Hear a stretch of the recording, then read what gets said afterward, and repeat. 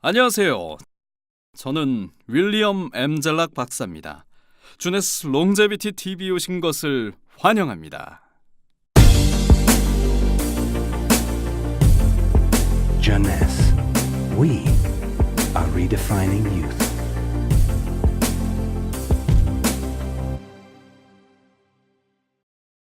여러분들은 이미 줄기세포에 대해서 많이 들었을 겁니다. 줄기세포와 관련한 최근 정보와 제가 알고 있는 내용을 중심으로 줄기세포에 대해 말씀드리고자 합니다. 줄기세포에 대해 얘기를 나누기 위해서는 먼저 생명이 어떻게 시작되는지 알아야 합니다. 생명, 즉 아기의 탄생은 여성의 난자와 남성의 정자가 결합하는 일로부터 시작됩니다. 수많은 정자 중에서 오직 운 좋은 하나의 정자만이 난자와 결합할 수 있습니다. 그리고 결합과 동시에 최초의 만능 줄기세포를 형성하고 그때부터 생명의 탄생이 시작됩니다. 이 줄기세포는 놀라운 힘을 가지고 있어 한 개의 세포가 똑같은 한 개의 세포를 만들어 복제할 수 있습니다. 그리고 둘 중 하나는 최초의 배아 조직이 됩니다. 조직은 동일한 세포의 그룹을 뜻합니다. 수일이 지나면 다시 세포가 분열되고 세 가지의 주요 배아 조직이 기능을 수행할 준비를 마칩니다. 각각의 배아 조직은 성체 줄기세포를 만드는 역할을 합니다. 성체 줄기세포는 뇌세포, 심장세포나 근육세포를 형성시키는 역할을 합니다. 배아 줄기세포와 성체 줄기세포의 가장 큰 차이점은 배아 줄기세포는 무엇이든 만들어낼 수 있는 강력한 힘을 가지고 있고 반면 성체 줄기세포는 자신이 속한 조직의 형성에만 관여한다는 점에서 아주 큰 차이점이 있습니다. 그리고 배아 줄기세포는 두 가지 이유 때문에 법적인 제재가 따릅니다. 첫 번째는 배아 줄기세포를 양성하기 위해서는 배아를 사용해야만 합니다. 이것이 생명의 존엄성에 대한 논쟁과 비판을 불러일으키죠. 하지만 이러한 윤리적인 논쟁은 일본 과학자들이 성체 줄기세포에서 배아 줄기세포를 생성할 수 있는 방법을 개발함으로써 해결됐습니다. 두 번째 이유는 배아 줄기세포는 그 힘이 매우 강력해 인체 세포를 그대로 만들어낼 수 있다는 점에서 윤리적으로 큰 논란을 불러일으키고 있습니다. 다시 생명이라는 주제로 돌아가서 임신 후 9개월이 되면 줄기세포가 만들어낸 200여 가지의 특화된 세포군을 가진 아이가 태어납니다. 하지만 태어나는 것만으로는 생명을 충분히 설명할 수 없습니다.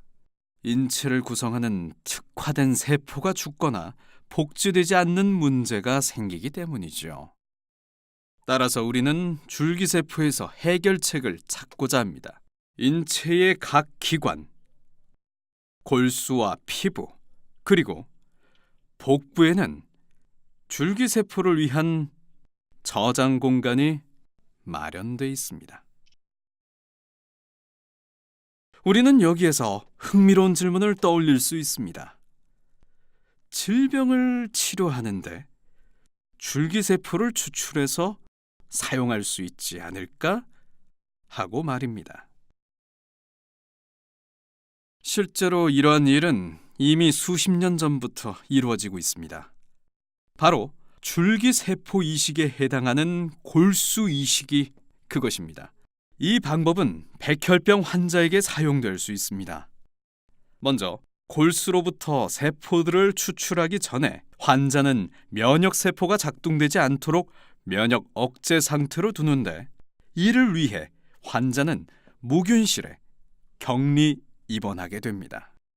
일단 우리는 이식에 따른 거부 반응을 피하기 위해 유사한 유전자를 가진 적절한 기증자를 찾고, 기증자의 줄기세포를 추출하고 주입하여 암세포를 대체하는 방식으로 치료합니다.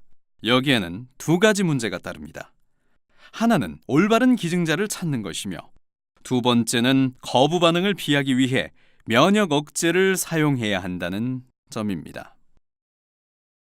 최근 줄기세포의 사용은 재생의학을 통해 의료계에 혁명을 가져오고 있습니다. 재생의료의 목표는 필요한 곳에 사용할 올바른 줄기세포를 찾는 것입니다. 재생의학은 의학의 미래로서 인체의 모든 기능과 장기가 줄기세포 과학의 대상입니다. 줄기세포는 운동선수가 자신의 줄기세포를 사용해 관절 문제, 특히 연골 기능 장애를 치료하는 스포츠 의학으로 이미 시작됐습니다. 일부 프로 선수들 중에는 무릎에 줄기세포를 정기적으로 주입하면서 선수 생명을 연장하고 있습니다. 심장 이식 또한 줄기세포를 통해 줄어들게 될 것입니다. 맹인이 줄기세포를 통해 시력이 회복됐다는 이스라엘 사례도 있습니다. 알츠하이머병, 파킨슨병, 자폐증 환자도 줄기세포의 혜택을 누릴 수 있습니다. 또한 성인 당뇨는 물론 소아 당뇨도 줄기세포를 통해 치료될 것입니다. 그리고 무릎에 사용되는 인공관절도 더 이상 사용되지 않을 것입니다. 피부는 어떨까요? 줄기세포를 통한 화상 치료가 이미 성공을 거두었습니다. 그렇다면 주네스는 줄기세포 혁명에서 어느 정도의 위치에 있을까요? 네이든 뉴먼 박사가 연구 및 개발에 참여한 주네스 루미네스를 통해서 확인하실 수 있습니다. 주네스 의학 자문위원 윌리엄 엠잘락이었습니다. 다음 에피소드에서 뵙겠습니다. Jeunesse. We are redefining youth.